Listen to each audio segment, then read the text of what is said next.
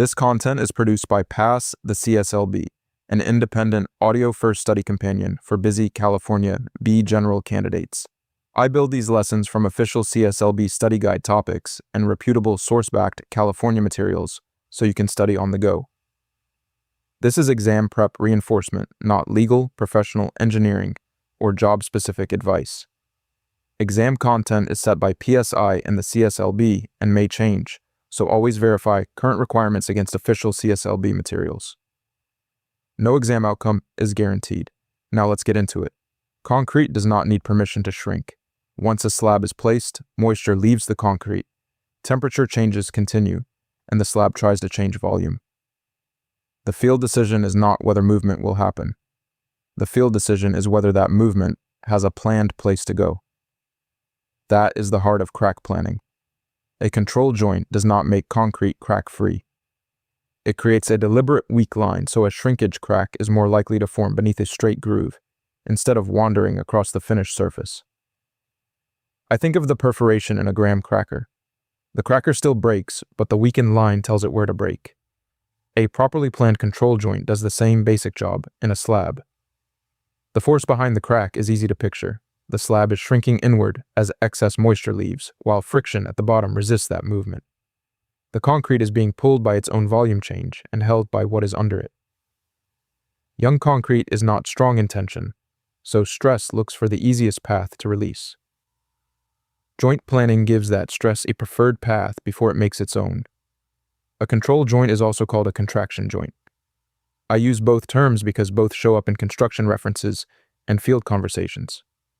The important point is the function. It is a partial depth groove, either tooled into the fresh slab or saw cut after finishing, that reduces the slab section along one planned line. The depth matters because a decorative scratch is not the same thing as a weakened plane. The source-backed field rule is a minimum joint depth equal to 1/4 of the slab thickness. I remember it as thickness over 4. A 4-inch slab needs a cut at least 1 inch deep. An 8-inch slab needs a cut at least 2 inches deep.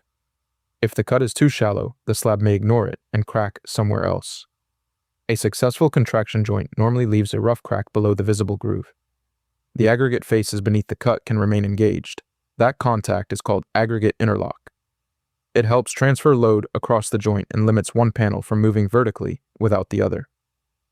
The wider a crack opens, the less effective that interlock can become. This is also why I never teach that reinforcing steel prevents all cracking. Reinforcement used for crack control works after the concrete begins to crack. It helps hold the crack tight. That can preserve aggregate interlock and reduce the visible width of the crack, but it does not erase shrinkage or guarantee a slab without cracks. The next field distinction is between a control joint, an isolation joint, and a construction joint. The names sound similar, but the jobs are different. I put the 3 joint types side by side because the cleanest way to remember them is by asking what each joint is supposed to allow. A control joint is a partial depth weakened line within the slab. Its job is to influence where shrinkage cracking occurs. An isolation joint is a full depth separation between the slab and a fixed or independently moving element. Many crews casually call it an expansion joint. It commonly uses compressible filler so the slab can move without bearing directly against a foundation wall, column, footing, or existing slab. The plans and project details control where it is required, but the supervising idea is simple. If 2 parts need to move independently, a shallow saw cut cannot create that separation.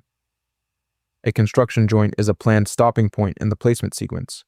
It may occur at the end of a pour or where concrete delivery is interrupted. Depending on the engineered detail, it may include dowels, a keyway, or another load transfer feature. It may also be positioned to serve as a contraction joint, but that should be planned rather than assumed. I use a short memory connection. Control tells the crack where to form.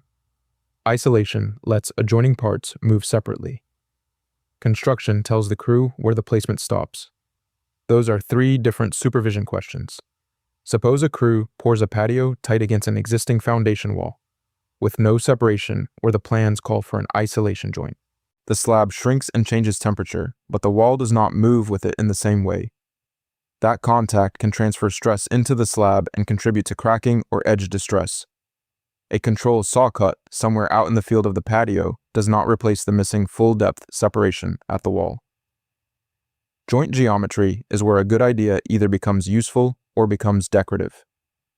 Depth, spacing, panel shape, and corner layout all work together. The first checkpoint is depth. Minimum contraction joint depth is 1/4 of slab thickness. I do not round that down because a shallower groove may not establish the intended plane of weakness. The second checkpoint is spacing. A common ACI field guide is to space joints in feet at roughly 2 to 3 times the slab thickness in inches. For a 4-inch slab, that gives a practical range of 8 to 12 feet. This is guidance for joint planning, not permission to ignore the plans, specifications, mix design, reinforcement, environmental conditions, or engineering. The third checkpoint is panel shape. Panels should be as close to square as practical. The source material limits the length to width ratio to about 1.5 to 1. A long, narrow panel has a greater chance of developing a crack across its short direction because the geometry does not distribute shrinkage evenly. The fourth checkpoint is the re-entrant corner. That is the inside corner created by an L shape, T shape, opening, or other interruption in the slab outline. Stress concentrates at that inside corner. A control joint should be planned to intersect the corner so the crack has a direct planned path. A designer may also call for diagonal reinforcement across the anticipated crack path, but that reinforcement should come from the approved plans or engineering. It is not a field substitute for a missing joint plan. Imagine a patio wrapping around the corner of a house. Each leg of the L-shaped slab shrinks toward its own center. The inside corner becomes the point where those movements compete. Without a planned joint leaving that corner, a diagonal crack can develop on its own. The crack is not mysterious. The geometry created a predictable stress concentration, and the layout failed to give it a better route. Before the pour, I want the joint layout marked and coordinated with walls, columns, openings, finish patterns, and planned construction stops. Once the slab is finished, there is much less freedom to solve a layout problem without creating another one. Even a perfect joint layout can fail if the saw arrives after the slab has already relieved its stress. Sawcut timing is a supervision issue, not an afterthought for the next shift. With a conventional wet cut saw, the source-backed typical window is about 4 to 12 hours after final finishing. With specialized early entry dry cut equipment, the typical window can be about 1 to 4 hours after finishing. Those ranges are not a universal clock. Temperature, wind, humidity, admixtures, and the saw system all affect the usable window. The practical test is a balance. If I cut too early, the blade can tear the edges and dislodge aggregate. That raveling leaves a rough, damaged joint. If I cut too late, the shrinkage stress may already have exceeded the young concrete's tensile strength, and random cracks may already be forming. Consider a hypothetical driveway finished in the afternoon during hot, dry, windy weather. A supervisor sends the cutting crew home and plans to return the next morning. By then, the slab may already have cracked because evaporation and cooling accelerated the volume change.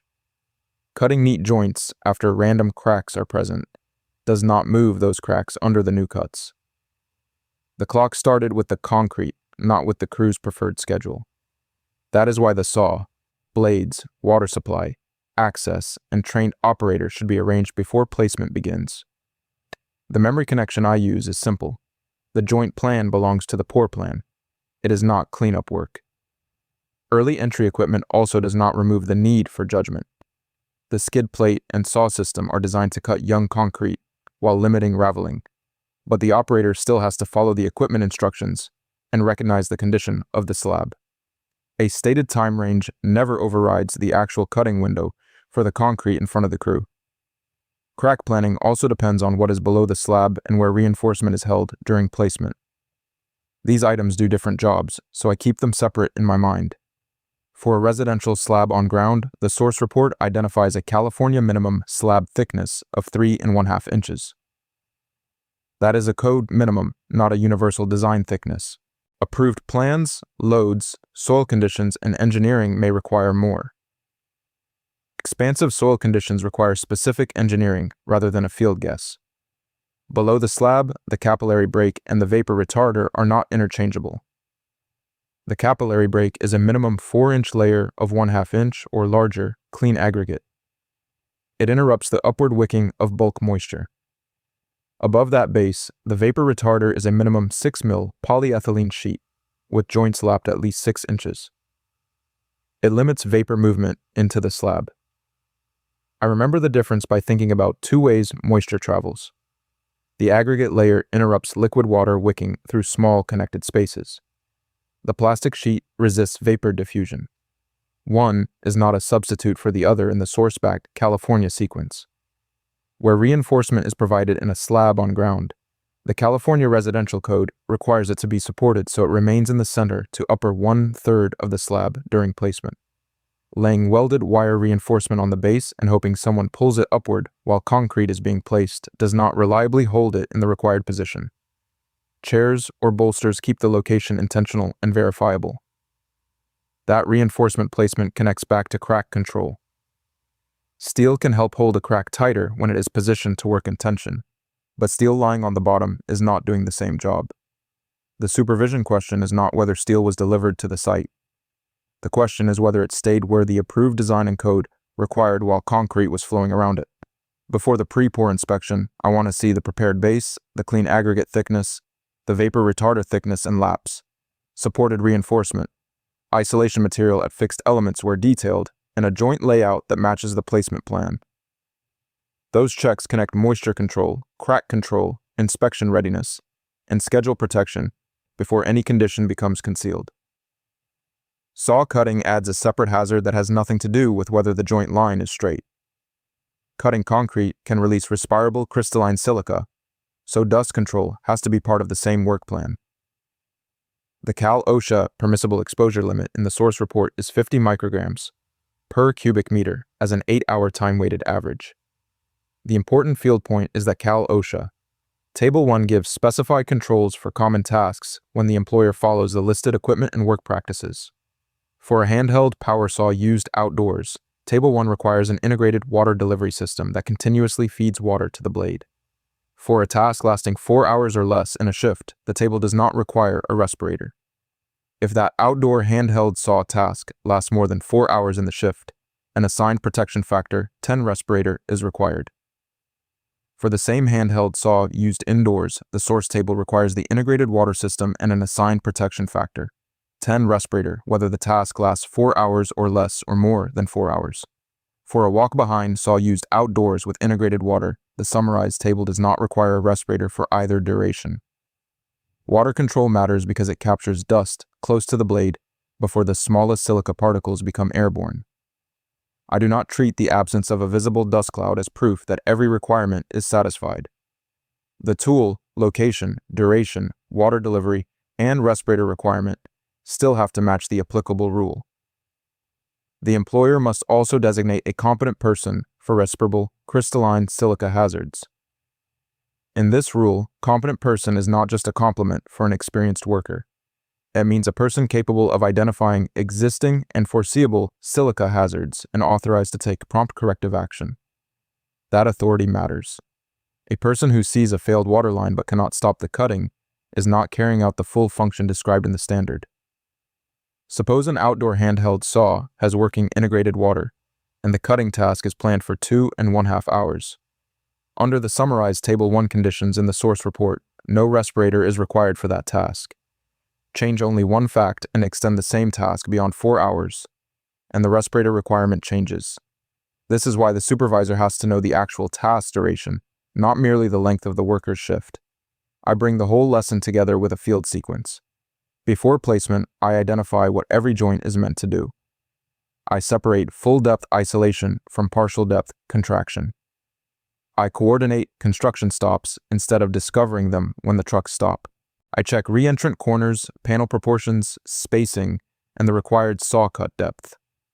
Before concrete covers anything, I verify the capillary break, the vapor retarder and its laps, supported reinforcement, fixed element separation shown in the details, and any soil or structural condition that requires engineering.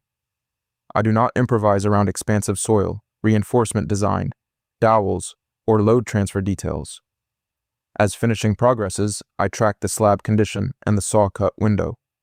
I confirm that the operator, saw, blade, water supply, and access are ready. During cutting, I verify the actual cut depth and watch for raveling.